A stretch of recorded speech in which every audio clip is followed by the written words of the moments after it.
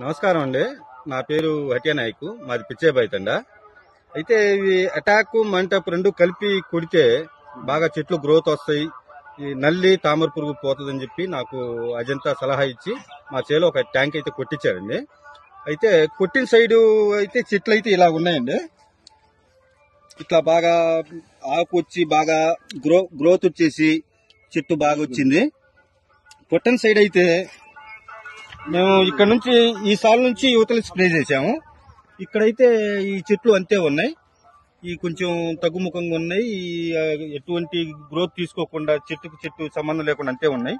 కొట్టిన సైడ్ అయితే స్ప్రే చేసిన సైడ్ అయితే కొంచెం గ్రోత్ తీసుకొని బాగా చెట్టు కింద నుంచి ఎగురు పెట్టడం, కింద